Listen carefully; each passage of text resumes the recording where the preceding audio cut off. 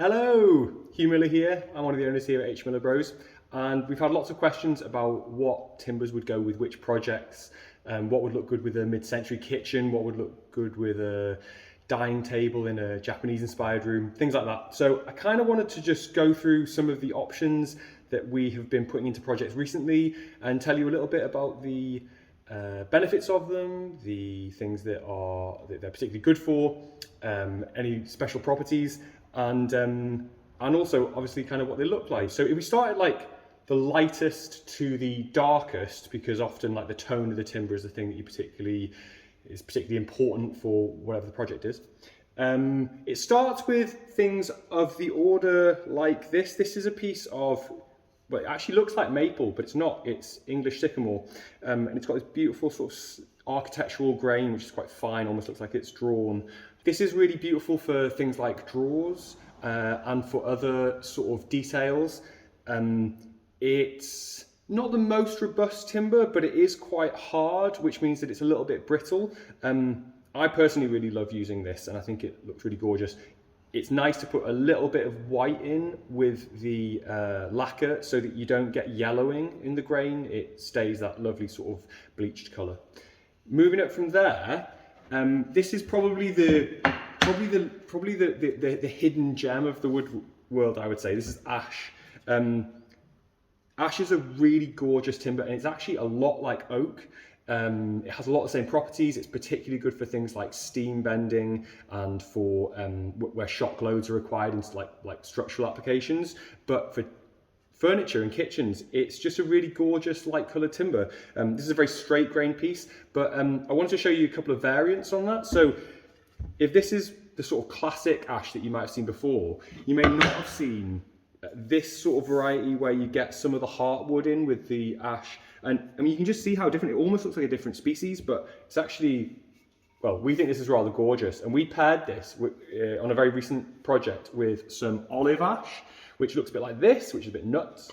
And when you put the two together, and almost when you put the three together, you get this amazing, almost like tour of wood tones that all sort of, they kind of all go together, but they all have their own distinct like personalities. I sort of think this one's going to a party and this one is maybe a bit more straight-laced. Now, what's really nice with these is 2% lacquer. Whenever we're lacquering, we need to be aware of what the sheen level is going to be when it's applied to the timber. Some timbers look really beautiful with a little bit more satin or a little bit more sheen on them. Tend to be the dark timbers. Some timbers look really, really nice when they're very, very matte, very natural, almost look like they're unfinished, but of course they are finished. It's just a very low reflectivity. So that's measured in percentage. So a 2% lacquer would be very, very matte. 25% or a 50% lacquer would be super glossy. 100% lacquer would be like that mirror finish that you can sometimes find on some gross furniture. So yeah, the lighter timbers tend to look better at 2%. The dark timbers tend to look better at 10% or maybe even up to 25%. So moving on from the ash, this is very much the runt of the litter in terms of fashion of wood at the moment, but actually I think it's really gorgeous. This is beech. I don't know if you can see, you can always tell beech by those small flecks in the grain. It's a really gorgeous timber, very popular in mid-century sort of design, gone out of fashion. I really don't know why. I think it potentially is because steamed beech is the one that's more popular well, not more popular, but more able to be found at wood yards. It tends to have a bit of more pinkness in the grain, and that's not necessarily what people are looking for, but this really gorgeous sort of like yellow-orange tone, it's very even grained, it machines beautifully. Yeah, I think it's another hidden gem, a bit like the ash. Okay, so now into like the daddy of all timbers, right? Oak. You probably could have guessed it, but you may also know that there's oak and there's oak. So this might be the one that you're most familiar with, which is sort of a very sort of crown cut slab of oak where you've got these big sort of eyes that come in. It's open grained as well, so you can see how that sort of the finish sort of takes into the oaken pores in the timber. Not necessarily my favourite cut. This would be more my favourite cut, which is more quarter sawn. And if you can see, if I just move it around the light, you might even be able to see the little tiger stripes in the grain, that's where it's cutting through the medullary rays, which sort of go radially out from the center of the tree. And when you cut them at a very oblique angle, you get this sort of like tiger stripe through them. So it's almost like a mark of quality, because the quarter sawn timber tends to be more stable. It's more aesthetically beautiful, and it's kind of more, it has better, I was going to say better structural properties, not necessarily better structural properties. It doesn't move around with moisture as much, which means that it doesn't then deform and get cracks and things like that as much. Very lovely though.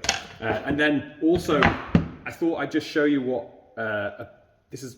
I suppose you describe it as rift sawn. So this is just off the quarter, but not quite crown.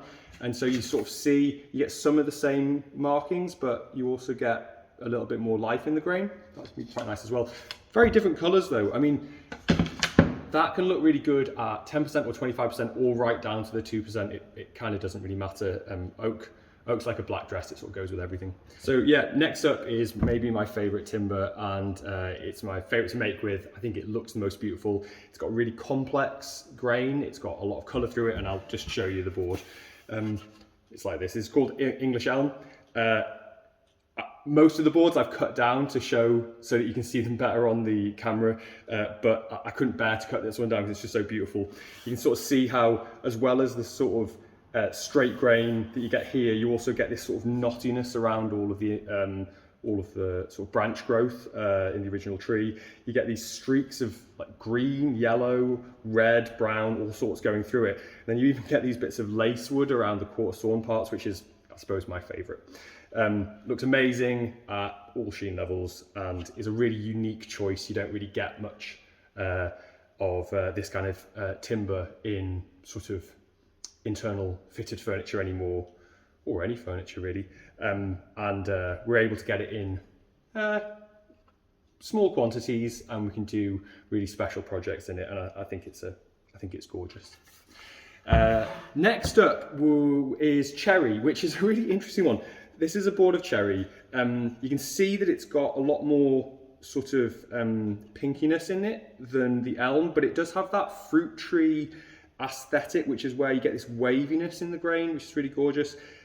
This board I selected because it's got this area of sapwood in it, which is something that a lot of cherry and other species like walnut, that I'll show you in a second, have. It's basically, this is the soft part of the outside of the tree, and it's often a lot lighter than the heartwood. It's not as good quality, I guess, because it's not as robust. It also looks kind of weird. Sometimes you can make a feature out of that, but in general you cut it off. So it's often the case that we need to buy more cherry to do a project than the equivalent would be in ash or oak, because you have to take account of this wastage. But the actual timber itself is just very, very gorgeous. It went out of fashion for a long time, cherry, but it's really coming back in now, particularly in the mid-century projects that we take on. Cherry's becoming one of the more sort of sought after. And I might just show you why.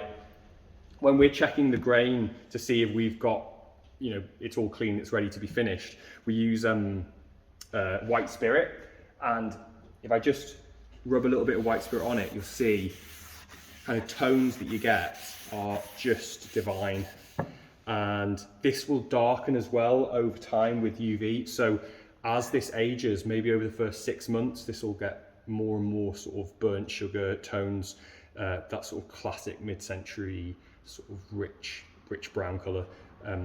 It's just a gorgeous choice. And finally, this is the walnut, which used to be very, very popular maybe 5 years ago, and we get fewer requests for it now. It's so lovely when it's finished in a sort of a 10 or 25% sheen. It is more expensive. I'll show you what it looks like with the rag. You can see sort of like that really lovely chocolatey colour. It kind of smells a bit like chocolate when you cut it. Has a really lovely fine grain as well. Just everything about it just works. And there are some parts, like I pulled this bit out, which have got undulations in the grain, which when they're lacquered or oiled up, you start getting these like little flecks through, almost like burr timber. Walnut has more of this than a lot of timbers do. This is really lovely lovely to machine, makes lovely furniture. Sometimes in kitchen projects it can potentially be a little bit heavy, just a little bit big, you know, particularly having a lot of cabinetry. This can make a room look maybe a bit darker than some of the other things that we've looked at today. And I know, as we've talked so much about lacquer, I wondered if it might be interesting for you to see, well, you know, how does moisture react with this lacquer? Do I have to like sort of maintain it? Do I have to be careful with it? Endemic in something like a kitchen. So set up a little demo. This is a piece of oak, but it's actually a piece of oak veneered onto a moisture resistant panel. It's a 2% sheen, so it probably doesn't look much like it's finished, but it is. This has got actually a full coat of our professional grade lacquer on it. And if I just demonstrate here, if I pour this water on from the syringe, you'll kind of see how it just sort of runs straight off. Though you do have to look after woodwork, and you know, you bash it, you have to repair it and things like that. Actually, the damage that would be done to an oil-based surface through getting drips or coffee marks or putting cups down on it really isn't a problem with this high quality lacquer. It really rejects those kind of stains and just makes it much more easy to live with, looks better for longer, and we think it's a really fantastic product which gives the projects the longevity that our clients definitely value. Thanks so much for joining me and watching through to the end of this video about different timbers and options for furniture and fitted cabinetry that we make here at H Miller Bros. If you have any questions, please email me. You can get me direct, Hugh at hmillerbros.co.uk, and I look forward to speaking to you. Bye.